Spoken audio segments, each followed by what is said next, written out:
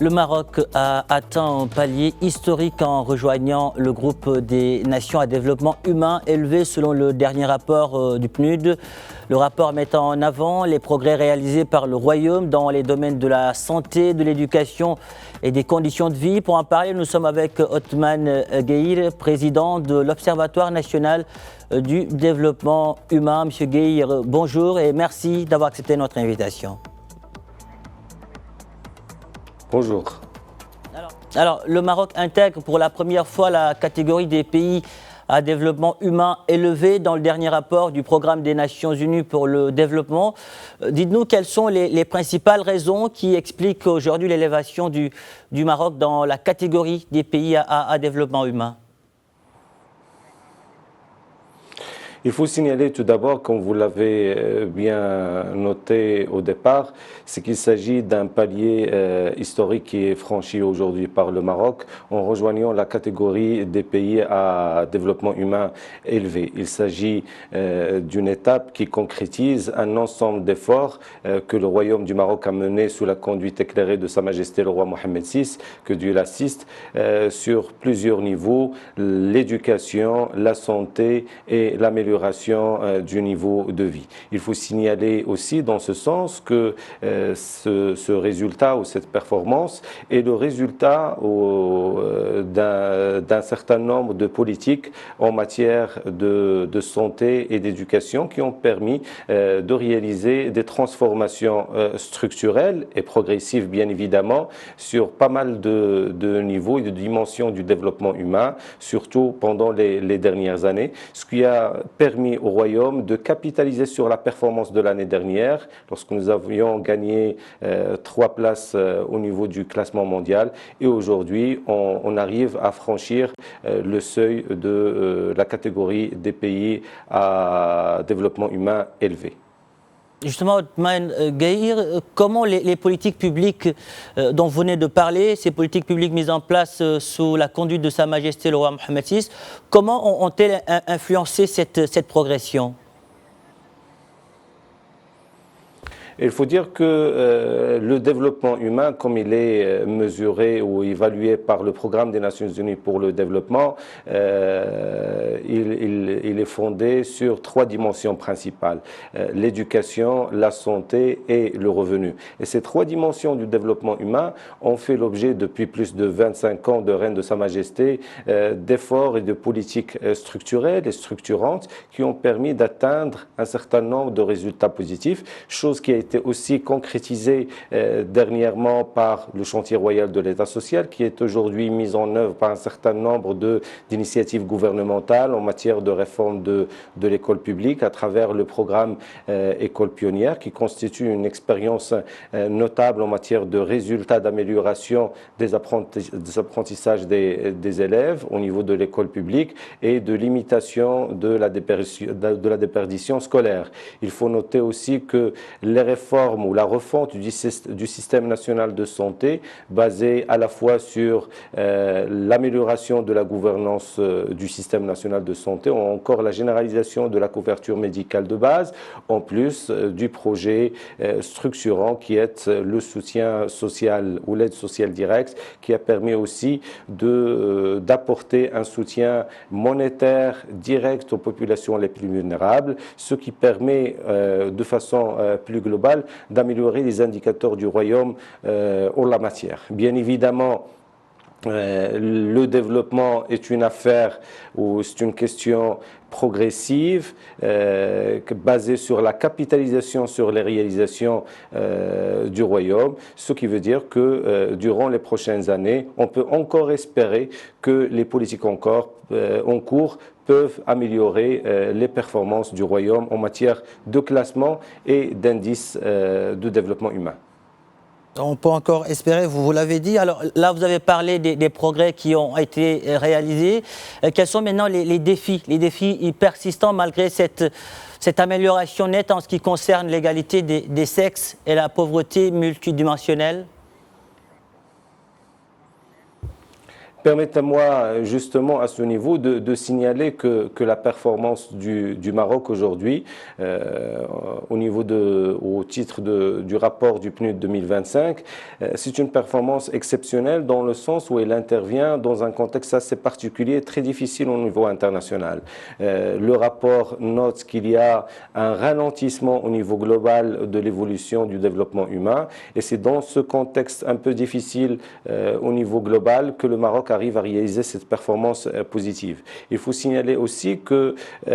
malgré les effets encore notables au niveau mondial aussi de l'effet du Covid depuis 2020, le Maroc, grâce à un certain nombre de mesures et de politiques, à la fois conjoncturelles et structurelles, a pu assurer une compensation des effets négatifs de la pandémie du Covid, notamment en matière du revenu, en matière d'emploi, ce qui a permis au Maroc de réaliser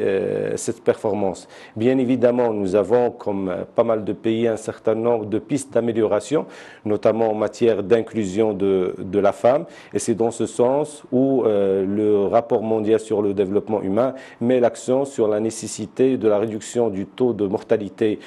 maternelle, le renforcement de la représentativité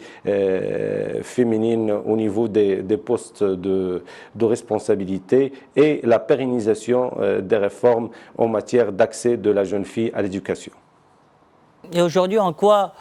des technologies comme l'intelligence artificielle sont perçues comme un levier potentiel pour renforcer le développement humain au Maroc? Oui, le rapport global sur le développement humain a mis l'accent cette année sur l'intelligence artificielle comme focus du rapport. L'intelligence artificielle constitue à la fois une opportunité pour le développement humain au niveau mondial, mais aussi elle présente un certain nombre de défis et de menaces. Parce que comme l'intelligence artificielle peut favoriser l'accès à un certain nombre de services sociaux, comme il peut aussi améliorer l'inclusion d'un certain nombre de populations vulnérables, notamment les populations éloignées, à travers l'utilisation d'un certain nombre d'applications et de modules électroniques générés par l'intelligence artificielle, notamment dans le domaine de la santé ou encore en matière d'éducation. Mais en même temps, il faut que l'introduction de l'intelligence artificielle en matière de développement, c'est-à-dire dans le domaine de la santé ou encore dans le domaine de l'éducation, soit responsable et éthique pour qu'il puisse aussi profiter à tout le monde et qu'on ne laisse personne à côté, parce que l'intelligence artificielle doit constituer un facteur d'inclusion et de toutes les catégories de la société au lieu de renforcer le fossé numérique entre les différentes catégories, notamment celles les plus vulnérables. Une IA encadrée au service de tous les citoyens. Othman Gueye, à présent, dites-nous comment le Maroc se positionne par rapport à ses voisins régionaux en termes d'IDH et quelles leçons peut-il tirer de ces comparaisons? Alors, il faut signaler que, par exemple, en parlant d'intelligence artificielle, le Maroc se trouve en tête des recherches dans le domaine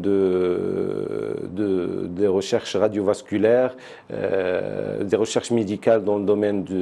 radiovasculaire ou encore dans le domaine du cancer, à côté bien évidemment de l'Afrique du Sud et de l'Égypte. Mais de façon plus globale, en parlant de l'IDH, je pense là que la différence en termes de classement et de performance, il y est principalement à des questions de disparité de revenus, parce que l'IDH, comme vous le savez, il est calculé sur la base du revenu national brut, qui intègre bien évidemment parfois pour certains pays des recettes pétrolières, chose dont ne dispose pas nécessairement le Maroc. Et donc je pense que la comparaison n'est pas toujours fiable dans la mesure où il faut qu'on se focalise sur des performances en matière d'éducation et de santé, chose qui se fait aujourd'hui à travers cet indice de développement humain qui nous renseigne sur les avancées qu'a réalisé le Maroc en matière de nombre d'années attendues en matière d'éducation et de l'espérance de vie attendue à la naissance. Reste bien évidemment des efforts à mener en matière d'inclusion sur le marché d'emploi et de compensation des pertes causées par la période du Covid en matière de revenus par personne. Alors nous allons continuer à parler de ces avancées en termes d'IDH.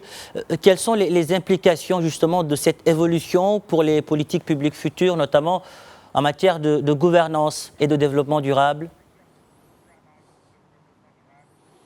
Oui, vous avez mis l'accent sur les deux dimensions principales d'amélioration future, parce qu'aujourd'hui, nous avons un certain nombre de programmes de développement humain et social qui sont mis en œuvre. On peut parler aussi d'une nouvelle génération de programmes. Nous avons aussi une nouvelle architecture institutionnelle de mise en œuvre de ces différents programmes. Je pense que l'enjeu principal pour les années futures, c'est d'adopter ou de mettre en place un système national d'évaluation de l'ensemble de ces programmes, de telle façon à ce qu'on puisse accompagner cette dynamique et assurer une remontée d'informations auprès des bénéficiaires concernés par ces différents programmes pour qu'on puisse améliorer la performance de l'ensemble des actions menées dans ce sens. Le rapport global sur le développement humain a mis l'accent aussi sur la nécessité de la prise en considération de la question de la durabilité et son impact sur les politiques sociales de développement humain, notamment à la lumière des déficits que le Maroc rencontre aujourd'hui en matière de sécheresse et de perte de quelques postes d'emploi dans le monde rural à cause justement des effets climatiques. Donc il faut intégrer la dimension écologique ou l'intégrer encore plus dans la définition des politiques de développement humain et social de telle façon à ce qu'on puisse inclure tout le monde dans la dynamique de développement déclenchée aujourd'hui dans le Royaume. Alors, Othman Gahir, comment le Maroc peut capitaliser aujourd'hui sur cette reconnaissance internationale afin d'attirer, on va dire, davantage d'investissements et renforcer sa position sur la scène mondiale ? Vous savez que le Maroc, depuis plusieurs années,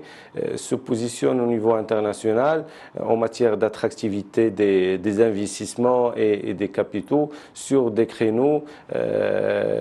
qui demandent une qualification moyenne et élevée. Et donc je pense qu'avec cette consécration du Royaume, le Maroc va encore renforcer sa position sur l'échiquier international et aussi au niveau de la région pour capitaliser sur cette performance et pouvoir l'utiliser pour attirer encore plus d'investissements parce qu'un développement humain élevé correspond bien évidemment à des conditions et à un niveau de vie qui est amélioré avec tout ce que cela implique comme possibilité d'amélioration de la consommation, d'élargissement du marché local et de développement de la croissance économique, que ce soit par la demande interne ou encore par la coopération internationale. En parlant justement de demande interne, quelles sont les attentes aujourd'hui des citoyens marocains vis-à-vis de cette nouvelle classification et comment peuvent-ils être impliqués dans le processus de développement humain ? L'Observatoire national du développement humain, dans le cadre de ses attributions, comme elles étaient fixées lors de sa création en 2006, travaille aujourd'hui sur le développement d'une nouvelle approche d'évaluation des politiques de développement humain en intégrant la dimension de la consultation citoyenne. Aujourd'hui, nous travaillons sur un certain nombre d'enquêtes de perception et de satisfaction sociale portant sur un certain nombre de programmes qui sont mis en œuvre aujourd'hui pour pouvoir collecter les données probantes qui vont servir de base pour l'amélioration des programmes qui sont en cours aujourd'hui, mais aussi pour la définition des politiques futures en la matière. Et je pense que cette nouvelle approche qui repose bien évidemment sur la dernière génération des méthodes d'évaluation des politiques publiques, mais aussi sur le principe constitutionnel de la démocratie participative, peut renseigner les pouvoirs publics, peut renseigner le gouvernement sur les exigences et les attentes des citoyens et citoyennes en matière de développement humain et social durant les années à venir. Othman Gueye, merci pour toutes ces précisions. Merci d'avoir répondu à nos questions. Je rappelle que vous êtes le président de l'Observatoire national du développement humain. Merci.